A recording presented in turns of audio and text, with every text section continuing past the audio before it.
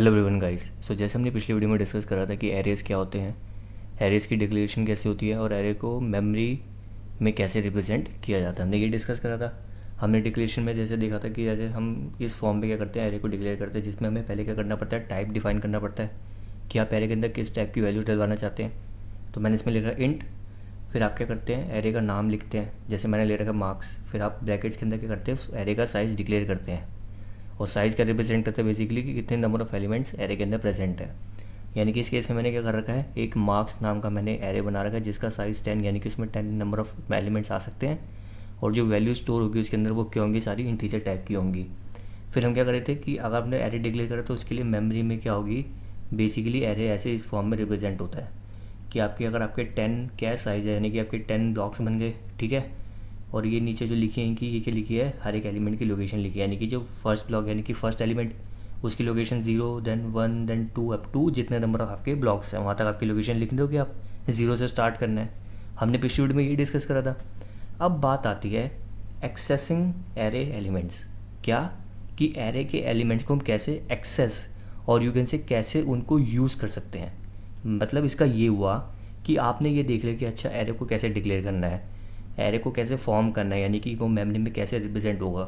अगर मैं कहूँ कि आपको मान लो इस एलिमेंट पे जाना है या इस एलिमेंट पे जाना है, इस पे जाना है, इस पे जाना है, या आपको क्या करना है, बेसिकली हर एक एलिमेंट्स को आपको यूज़ करना है, आपको उसके अंदर एलिमेंट्स फिल करने हैं, तो आप कैसे करोगे, ये तो हमने कभी डिस्कस ही नहीं करा। उस चीज़ को क्या बोलते हैं, एक्सेसिंग एरे एलिमेंट्स।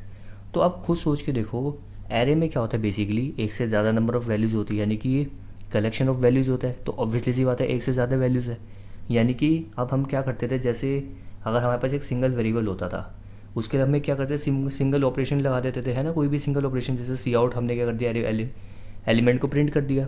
लेकिन इसमें क्या है, बेसिकली एक से ज़्यादा एलिमेंट्स है, यानी कि मैं एक ऑपरेशन नहीं लगा सकता। खुद सोच के देखो, कॉमन सेंस की बात है कि एक से ज़्यादा एलिमेंट्स है, यानी कि मुझे हर एक एलिमेंट के पास अगर कुछ करना हो उसको, मतलब हर एक एलिमेंट को एक्सेस करना है, क्या करना है, एक्सेस करना है, तो मुझे क्या करना पड़ेगा, एक ऑपरेशन से मेरी बात नहीं बनेगी। तो उस चीज़ के लिए क्या करना पड़ेगा, थोड़ा खुद सोच के देखो, यानी कि मुझे क्या करना पड़ेगा, इसके यहाँ से स्टार्ट करते, लो वैल्यू से स्टार्ट करके, स्टार्टिंग वैल्यू से मुझे लास्ट वैल्यू तक जाना पड़ेगा। अब उसके लिए क्या कर सकता हूँ मैं, थोड़ा सोच के देखो। हमने जैसे सी लैंग्वेज में हमने आइटरेटिव स्टेटमेंट्स पढ़ रखे, जैसे हमारा वाइल लूप हो गए, फॉर लूप हो गए, डू वाइल लूप हो गए, ये हमारी आइटरेटिव स्टेटमेंट्स थी। अब इसमें एक ऐसी आइटरेटिव स्टेटमेंट थी जो कि क्या करती थी, बेसिकली रेंज पे डिपेंड होती थी। क्या होती थी, रेंज पे डिपेंड होती थी। और वो क्या होता था, बेसिकली फॉर लूप। क्या होता था, फॉर लूप। फॉर लूप में क्या होता था कि हम क्या करते थे, पहले एक हम क्या लेते थे, वेरिएबल लेते थे, उसको इनिशियली कोई वैल्यू असाइन करते थे, फिर हम क्या करते थे, कुछ उस वेरिएबल की कंडीशन लगाते थे कि यानी कि वो वैल्यू स्टार्टिंग में यहाँ से यहाँ तक जाएगी और वैल्यू इंक्रीमेंट होगी या डिक्रीमेंट होगी, ये होता था फॉर लूप। तो अगर हमें एरे के एलिमेंट्स को एक्सेस करना है, ध्यान से सुनना, अगर हमें एरे के एलिमेंट्स को एक्सेस करना है तो हम क्या यूज़ करेंगे, फॉर लूप को यूज़ करेंगे। किसको यूज़ करेंगे, फॉर लूप को यूज़ करेंगे। और वो कैसे यूज़ करेंगे मैं अब आपको बताता हूँ। सो गाइस देखो, मैंने क्या करा, सबसे पहले लिखा मैंने int I comma marks of 10 semicolon. इसका मतलब क्या हुआ कि मैंने दो चीज़ें डिक्लेयर करी। पहले मैंने एक आई नाम का वेरिएबल डिक्लेयर करा, फिर मैंने एक एरे डिक्लेयर करा मार्क्स नाम का जिसका साइज़ कितना है, 10। फिर मैंने क्या करा, हमारे फॉर लूप लगाया जिसमें मैंने लिखा for I equal to 0, I less than 10, I plus plus. इसका मतलब क्या हुआ कि आई की वैल्यू 0 से स्टार्ट होगी एंड वो कब तक मूव करेगी, जब तक वो 10 से कम ना हो जाए। 10 से कम क्या होता है, 9, यानी कि आई की वैल्यू 0 to 9 क्या होगी, बेसिकली मूव करेगी। हर एक स्टेप में आई की वैल्यू एक एक इंक्रीज़ होती रहेगी, यानी कि पहले 0 होगा, then 1, then 2, then 3 up to 9। ये हमारी रेंज होगी फॉर लूप की। फिर उसके बाद मैंने क्या करा, marks of I equal to -1। अब इसका मतलब क्या होगा, आप खुद सोच के देखो। इनिशियली सबसे पहले आई की वैल्यू क्या होगी, 0 होगी, ठीक है। तो क्या हो जाएगा, मार्क्स ऑफ आई क्या हो जाएगा, 0, यानी कि मार्क्स ऑफ 0 इक्वल टू -1।